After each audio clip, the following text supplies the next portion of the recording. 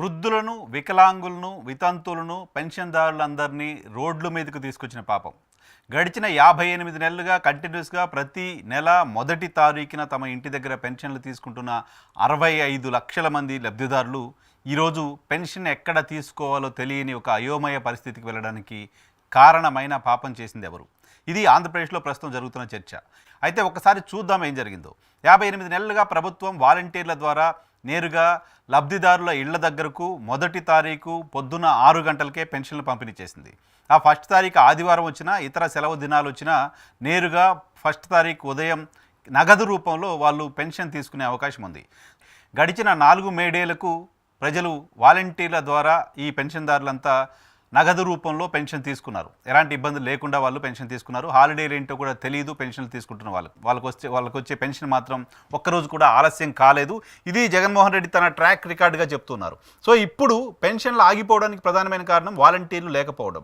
వాలంటీర్లు లేకపోవడానికి ప్రధానమైన కారణం నిమ్మగడ్డ రమేష్ కుమార్ ఆ పిటిషన్ వేయడం వెనక ఉన్నది Telugu Desam party.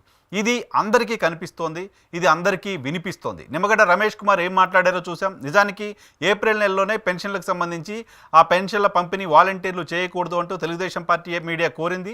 Telugu Desam party media రాసింది వాలంటీర్ల ద్వారా పంపిణీ చేయడానికి వీలు లేదు అని.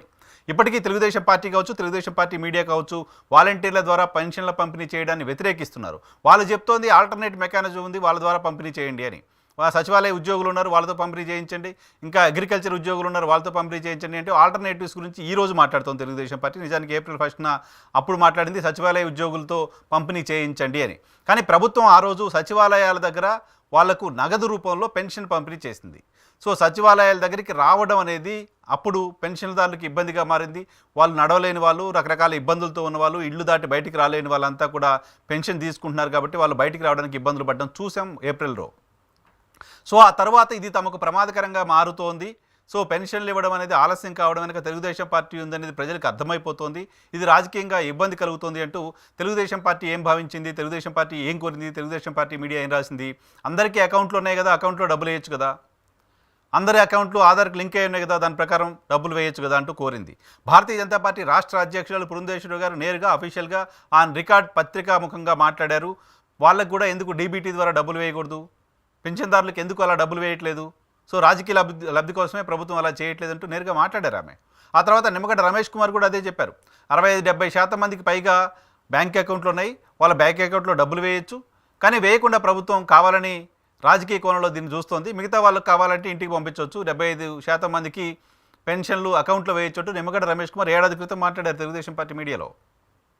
సో ఇప్పుడు ప్రభుత్వం చేస్తోంది. ప్రభుత్వం సేమ్ నిమ్మగడ్డ రమేష్ కుమార్ ఏం కోరారో, నిమ్మగడ్డ రమేష్ కుమార్ ప్రభుత్వాన్ని కోరలా, ఎలక్షన్ కమిషన్ కలిసి కోరారు. ఎలక్షన్ కమిషన్ డైరెక్షన్ మేరకు ఈరోజు ఆంధ్రప్రదేశ్ రాష్ట్ర ప్రభుత్వం అకౌంట్లో డబ్బులు వేస్తోంది. అకౌంట్లో డబ్బులు వేసినప్పుడు అకౌంట్లో డబ్బులు తీసుకోవడం కోసం వాళ్ళు మళ్ళీ బ్యాంకుల చుట్టూ, ఏటీఎంల చుట్టూ తిరగాల్సి వస్తుంది.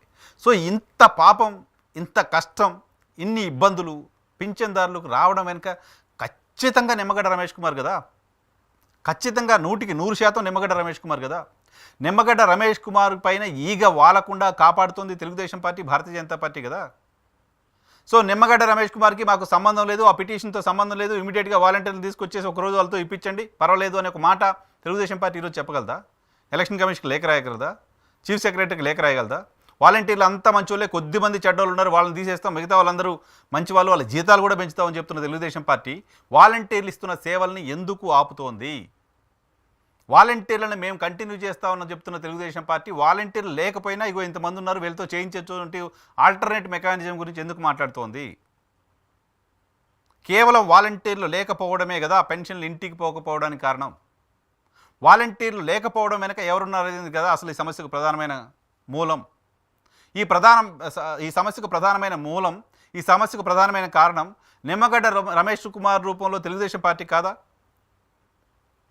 తెలుగుదేశం పార్టీ ఇప్పటికైనా ఒక్క ప్రెస్ కాన్ఫరెన్స్ పెట్టి ఒక ట్వీట్ ద్వారానైనా కనీసం నిమ్మగడ్డ రమేష్ కుమార్ ఆంధ్రప్రదేశ్ రాష్ట్రంలో పింఛన్దారులందరినీ ఇబ్బందులకు గురి చేస్తున్నాడని ఒక్క మాట ఎందుకు మాట్లాడలేకపోతుంది?